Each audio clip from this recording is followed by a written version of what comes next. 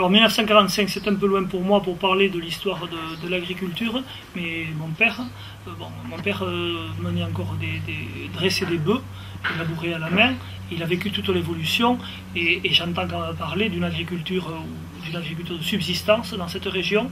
On était une région où il n'y avait pas d'irrigation, des petites exploitations et la politique agricole commune, une vraie politique pour l'agriculture au niveau français, a amené à structurer les exploitations, a amené de la technicité aux agriculteurs et petit à petit on est d'une agriculture où on survivait, on a une agriculture dynamique qui crée des emplois, qui permet des gens de vivre. Donc on a fait un pas énorme techniquement. On était moins d'1 milliard d'habitants jusqu'au 19e siècle sur la planète. On est passé à 3 milliards d'habitants en 1960, 5 milliards d'habitants en 1990, 6 milliards d'habitants en 2000. On est 6 milliards et demi et on va passer à 9, peut-être même à 10, vers 2040-2050. C'est-à-dire qu'on a multiplié la population planétaire par 10.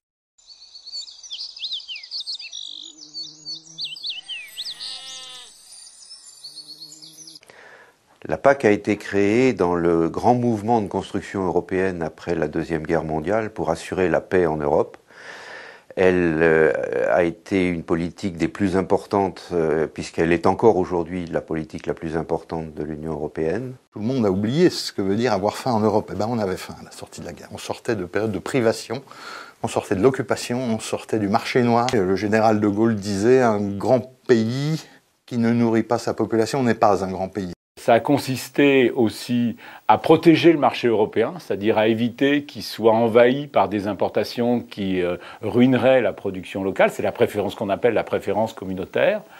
Et ça a consisté à aider tout ce qui pouvait se développer autour de l'agriculture pour qu'elle soit performante. Je pense par exemple au crédit agricole, où on a bonifié, c'est-à-dire donné des subventions pour que les taux d'intérêt des prêts aux agriculteurs soient plus faibles que les taux d'intérêt des prêts aux industriels classiques. La PAC, c'était quelque chose qui a été voulu politiquement par des visionnaires européens pour soutenir l'agriculture parce que c'est un secteur d'activité qui leur a paru stratégique. La France et l'Europe étaient déficitaires dans toutes les productions agricoles.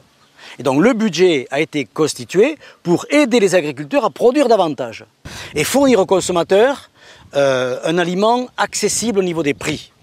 Moi, j'ai un souvenir qui m'a marqué.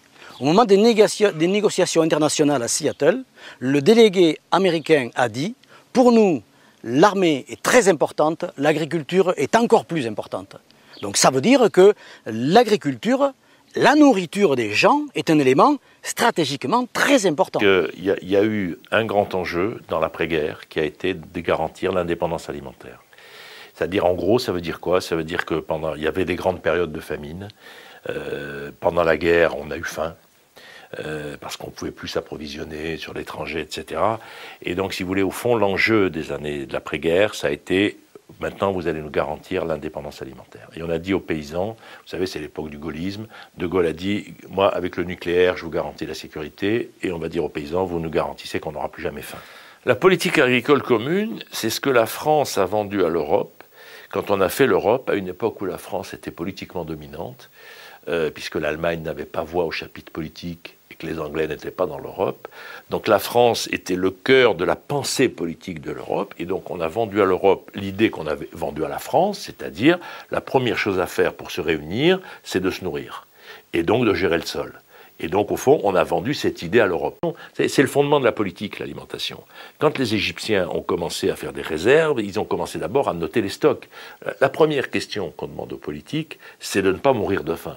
Et donc, le premier enjeu pour le politique, c'est de garantir la nourriture. Donc, le stockage, donc l'approvisionnement, donc de la pensée sur la pluriannualité. Évidemment, on ne plante pas un arbre pour 6 mois, on ne drague pas une rivière, etc. Donc, il y a une pensée du long terme qui doit être le fondement d'une population si elle veut survivre, sinon elle meurt. Et donc c'est ça que garantit la politique, c'est d'abord qu'on va être nourri et vivre. Donc c'est normal qu'il y ait une politique agricole. Et donc notamment en cas de conflit, quand vous avez des sous-marins et que les autres pour des super tankers de blé, vous ne pouvez plus amener votre blé. Tandis que si vous l'avez sur votre propre territoire, vous avez une chance de pouvoir vous nourrir. Le premier objectif de la PAC, c'était bien de pouvoir satisfaire l'approvisionnement à part la France qui était à peu près en autonomie, disons, voire excédentaire, tous les autres pays étaient en manque et donc apportaient.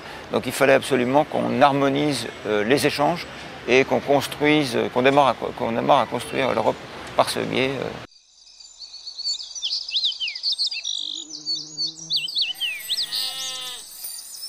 Il y a eu une première étape qui était d'assurer quantitativement la production alimentaire, et ça s'est fait avec des approches où on a eu des politiques par produit.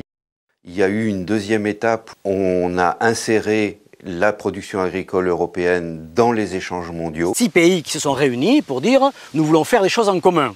La seule chose qui a marché, c'est l'agriculture, c'est la seule. Comme on nous a encouragés à produire, et que le monde agricole est un monde extrêmement réactif, on a produit à fond. Quand je me suis installé en 1973, c'était le début de quelques excédents. Et 75 et 78, là, on a vu fleurir tous les excédents. Trop de beurre, trop de viande, trop de céréales. Et donc, là, il a fallu réduire la production. Le virage, c'est le sommet de Fontainebleau en 84, où les chefs d'État ont dit, maintenant, le budget, puisque les agriculteurs produisent trop, et comme c'est au kilo, le budget va exploser. Donc, on limite le budget. Et l'application en 92, c'est qu'on a coupé le prix des céréales en deux, une partie au prix mondial et l'autre partie, ce qu'on appelait une compensation de baisse des prix.